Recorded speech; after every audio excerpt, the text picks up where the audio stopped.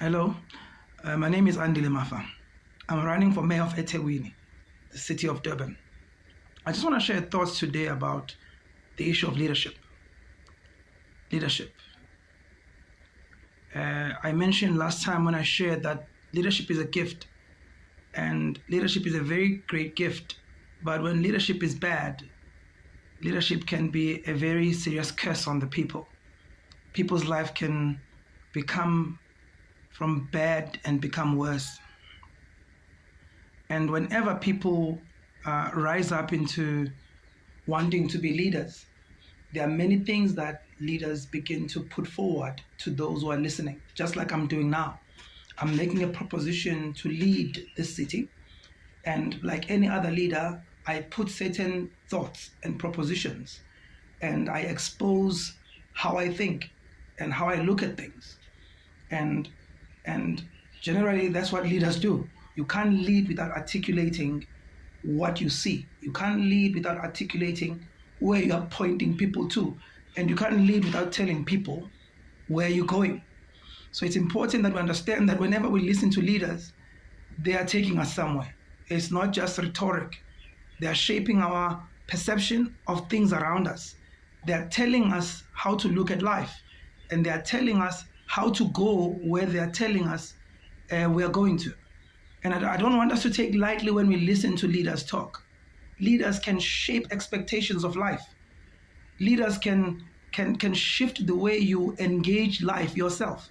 And sometimes we take lightly when leaders talk to us. We think, no, they're just talking. No, they're shaping your consciousness.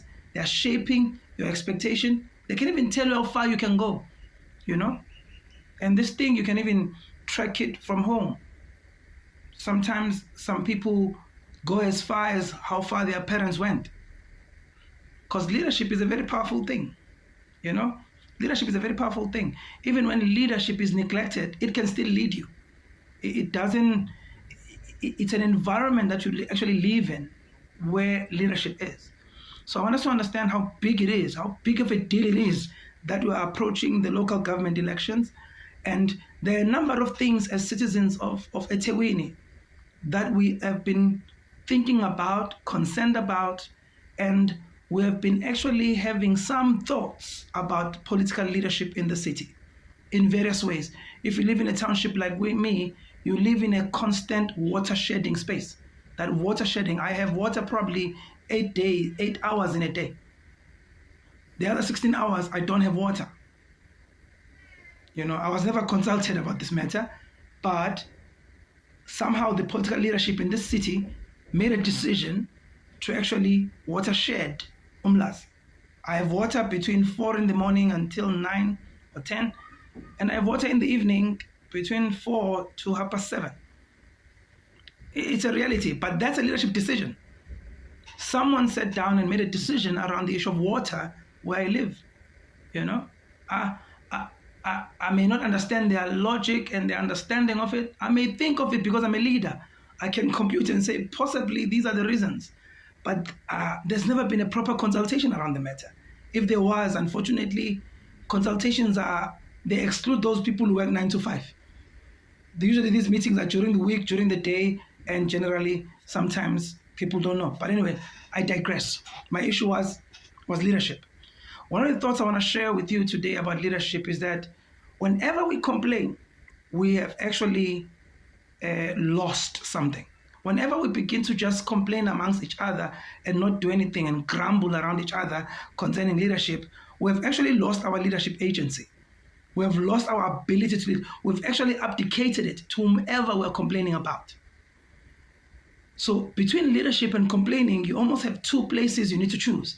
It's either you choose to lead and take an initiative to begin a process of looking into that situation that is paining all of you and begin to provide leadership, or you can sit around tables, sit around restaurants, sit around different places and have complaining parties, you know, and have complaining parties and let those who've decided to lead you to what you are complaining about continue about with whatever they are doing. What I'm trying to communicate today is that if we don't sit down and begin to compute and think about the challenges that pain us and begin to invite others to think with us so that we can actually have a process of changing that. Rather than doing that, we choose to complain, we choose to call leaders or politicians that lead at the time by name, and we choose to do what normally politicians do when they campaign. We choose to speak bad about this person. Their record is a legitimate thing, it's something we know. But it doesn't change the fact that our complaining and talking about it that way does not change anything. What will change something is when we take leadership. When we begin to say, what is our groaning? What is our pain? And invite people around the table. Let's discuss the matter. Let's look at the options we have. Meaning, one of the functions of leadership is thinking and relationships. If you can't think and you can't build relationships, you have actually compromised something inside of you that is compromised about your leadership. So leadership is something that we practice every day. It's just that we don't name it as leadership. We don't see it as leadership. But I want us to actually simplify it. That when people are leading, it's when people are aware of who they are aware of where they are going, and they are aware of how they are getting there. And they know that I can't get there alone. I need other people to get there with. So I want us to be aware that if ever we want change in the city of Durban, we can't then outsource this change. We can't outsource it to political parties. We can't outsource it to some politician. We have to find a way where the process of change that happens, we're consistently involved in it. We don't get involved in it once in 5 years. No, we must design a way, a system where we can be always involved in what is happening. Because if again we outsource this thing, we're going to end up again complaining. Like any other person who outsources work, they look at the work, they're not happy with it, they then complain. At least that person has sense to complain to the person who was delivering, rather than us who complains amongst each other and gossip about the problem. Essentially, leaders hate gossip because they know that gossip drains energy. If you want to drain anybody's energy about anything that is happening in society, gossip. Gossip. Gossip will drain your energy to change anything.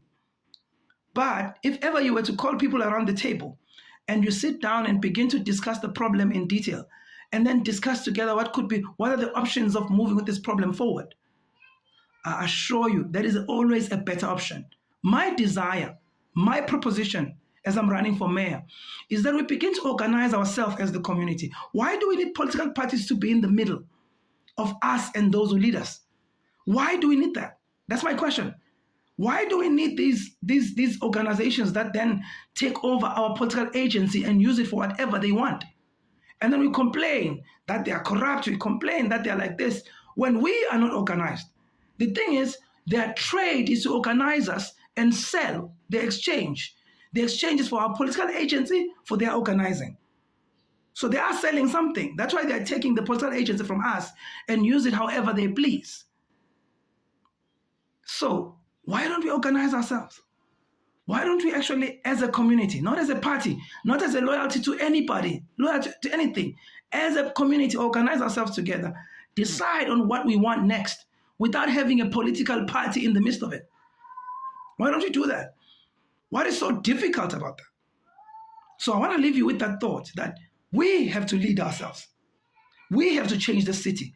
If we want this city to operate for 24 hours, we have to make it. Not some government, not some other person. We must do it. If we want the economy of the city to belong to us, we must organize ourselves to own this economy. We cannot wait for heroes. There's no longer heroes now. No Mandela is coming. No freedom fighters are coming. If we don't fight for ourselves, if we don't stand up for ourselves, not someone to stand up on our behalf, we must stand up for ourselves. We will make a difference. That's what I'm thinking. That's why I'm running for mayor. We have to actually get people to rise up and begin to keep people who want to lead like us accountable. So that when a person next time says they wanted to run for political office, they know that they are not just accountable, they are not accountable to their party that can protect them. They are accountable to the community that can remove them. And we need to be able to do that. So go think about this. We need to lead. We need to take charge. We need to say where we are going. Thank you.